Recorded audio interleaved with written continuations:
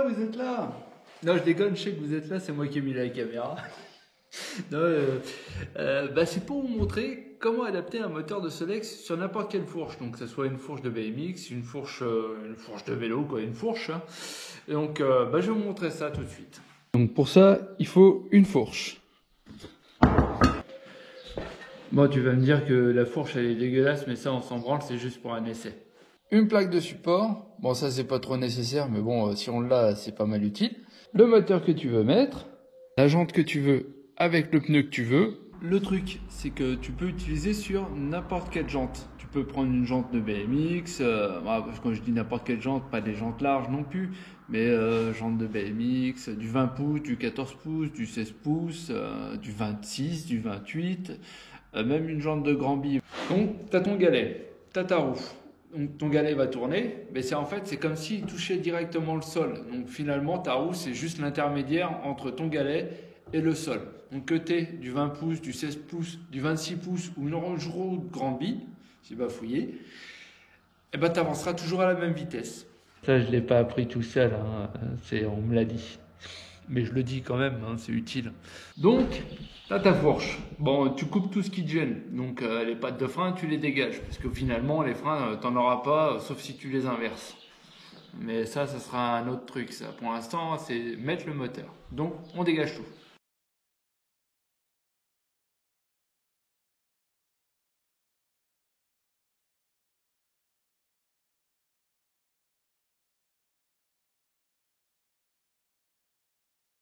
Bon, voilà. Là, tout est coupé. Et j'en ai profité pour mêler parce que bon, je sais que je vais avoir une sacrée surface à souder et tant qu'à faire, autant mettre directement. Donc voilà, j'ai choisi un angle plutôt standard, on va dire, pour un vélo custom ou pour un trike même. Donc, ça sera notre base. Bon, on positionne le moteur maintenant. Donc, on prend notre moteur qu'on veut. Hop. Ah, mettez pas des pneus trop larges, hein, parce que sinon ça frotte sur les ressorts, c'est une horreur. Donc là, on remarque que finalement, c'est pas trop dégueu. Donc là,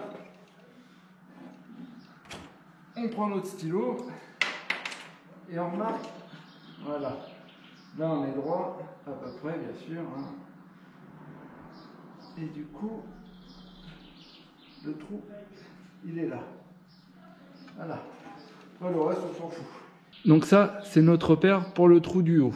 On se basera là-dessus. Il faudra juste descendre le support un tout petit peu plus bas pour que le galet accroche bien. Ça, c'est un tout petit détail. Donc, on a notre repère. Maintenant, il faut placer le moteur.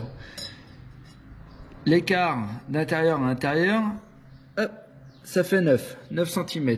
L'écart d'un support moteur est de 8 cm, donc on a 0,5 de chaque côté à combler. C'est pour ça que j'utilise de la cornière, c'est plus esthétique et aussi plus facile, on va dire. Après, plus esthétique suivant comment on le fait. Mais là, ça va le faire. Donc j'utilise de la cornière de 40 mm. Parce que comme ça me laisse un jeu, on va dire, pour justement les différents réglages par rapport aux angles.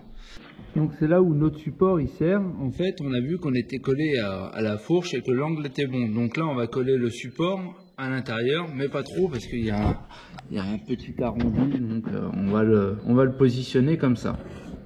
Et on va faire ses repères au stylo rouge. Donc voilà, les repères ils sont pas super bien marqués. Moi, je les vois. Donc les repères sont là. Ça, c'est l'écart entre les deux trous de fixation du support de moteur. Donc là, on va percer. Donc là, quand on perce, généralement, moi je perce à diamètre 6. De toute façon, c'est le diamètre 6, donc il n'y a pas à chercher plus loin.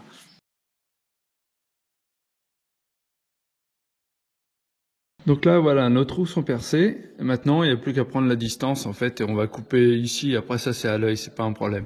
Bon, vous verrez que je travaille beaucoup à l'œil, et bon, il y en a qui n'aiment pas beaucoup. Mais bon.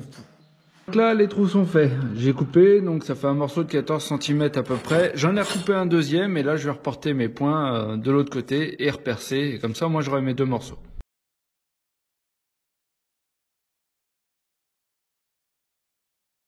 Donc voilà, là, on a les deux morceaux. Après, on peut les nommer. Du moins, on peut les nommer. Disons qu'il y a un côté qui voilà, hop, là, c'est plus près du bord. Là, donc voilà. Donc là, si on veut, hop, on les note. Et là, je mets un petit H. Comme ça sera pour le haut. Comme ça, je sais que ça sera la partie haute de mon moteur. Et comme ça, j'aurai pas un décalage des deux côtés.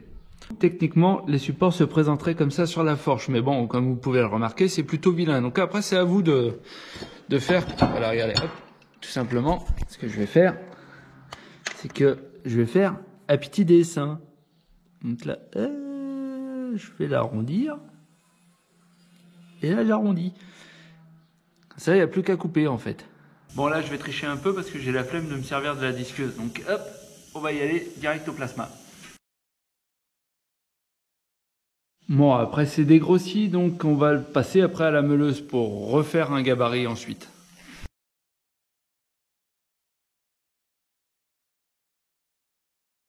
Donc, voilà. Là, on a notre support. Ouais, j'aurais pu peaufiner un peu plus, mais bon, on va pas faire de chichi, c'est une démo, on va dire. Voilà, on a nos deux morceaux pareils, du coup, maintenant. Et là, on a notre repère. Donc, on va placer le point, le trou, du moins, on va dire, un petit peu en dessous. Ça permettra au moteur d'appuyer un peu plus sur le pneu, du moins au galet d'appuyer un peu plus sur le pneu. Donc là, on remarque quand même que ça dépasse. Bon, bah ça, c'est normal, on va dire. Donc là, on a une cale de 8 cm. Donc ça nous permet d'avoir notre écart, on va dire, par rapport à notre moteur. Donc voilà, on le place. Là, on place approximativement, on va dire, pour que ça soit bien au centre. Donc voilà, on n'est pas trop mal.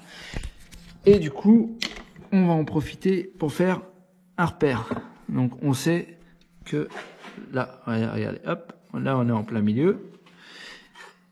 Et donc on sait qu'en haut, vu que ça tourne, eh ben, on sera pas en plein milieu. Donc on va en profiter pour faire un joli arrondi.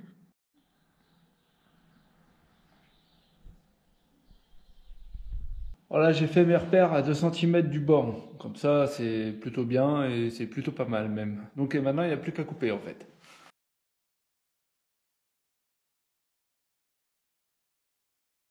Bon, voilà, c'est coupé. Bon, ça s'est décalé un peu, mais c'est pas trop grave. Donc là, on va faire un léger arrondi, mais on va le faire à la meuleuse. De toute façon, on va devoir meuler les pièces pour pouvoir les souder. Bon, voilà. Donc là, les pièces sont prêtes. J'ai fait les petits arrondis pour que ce soit moignon. Il n'y a plus qu'à placer. Voilà, j'ai mis des petites cales. Et du coup, j'ai fait donc ma cale de 8 cm en diamètre 50, je crois, aussi du 50. Et comme ça me permet de toucher un peu le sol, ça reste droit et tout ça. J'ai fait 2 petits points. Comme ça permet que ça ne bouge pas pendant la soudure. Du moins à peu près, je vais vous montrer. Donc là, je l'ai positionné. Je me suis fait un repère au milieu. Comme ça, bah, si je place comme ça veut dire que je suis pas au milieu. Si je suis là, mais bon, en fait, normalement, techniquement, je suis au milieu. Donc là, vous voyez, mon trou, il est... mon trou de support, bien sûr, il est un petit peu en dessous. Et là, je me sers, je colle. Voilà. Et je prends mes mesures. Comme ça, je sais que mon écart est pareil des deux côtés. Et pour une fois, c'est le cas. Bon. Donc là, on va souder. Donc là, je fais des points. Ça évite que ça bouge. Donc je vais faire des points en bas, vu que j'ai fait des points en haut. Du coup, ça évitera que ça s'écarte pendant la soudure. Et je vais en faire ici.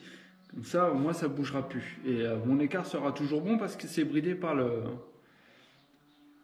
mon support du milieu, bien sûr.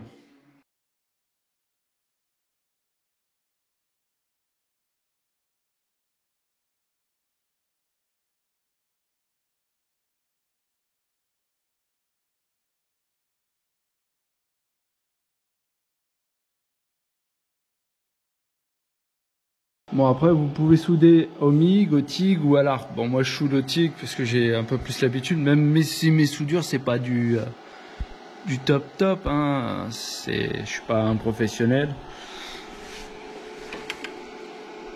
Mais ça tient. Donc là, bon, je l'ai trempé pour que ça refroidisse plus vite. Donc là, vu qu'on a fait que des points, bah, y a juste à tordre et puis hop, c'est bon. Et là, voilà, on a notre écart, on a tout, ça tient. Ça cassera pas, hein, parce que vu le cordon que j'ai fait, même si je suis pas super bon soudeur, ça ne pètera pas. Voilà, bah, ça s'arrête là, hein, parce qu'en fait, tout ce que je vous ai montré, bah, ça n'a pas marché. Donc, mon tuto s'arrête là, et puis démerdez-vous. Ah, je déconne, normalement, ça devrait aller. J'ai pas vérifié encore. J'ai positionné mon moteur. Donc là, j'ai mis mes petits boulons et tout. La position, elle est plutôt bonne, parce que j'aime bien du coup que ça fasse comme ça, moi. Et puis si je tourne, hop, ça bouge, ça veut dire que le galet il accroche. Sur un pneu comme ça, hein, ça accroche aussi. Il y en a qui diront que ça s'use vite, mais bon, au prix du pneu, j'irai pas chialer. Et c'est le pneu que j'utilisais pour mon trike, et vous voyez, il est pas usé non plus. Et il accrochait très bien. Donc voilà. Bon voilà, c'est fini. Donc encore désolé pour la voix, hein. Vous voyez que je suis pas très doué pour faire des tutos vidéo, mais bon, en même temps, si vous les regardez, c'est que vous n'êtes pas très doué pour faire des fourches. Donc je vous souhaite bon courage, et puis j'espère vous revoir bientôt avec vos créations.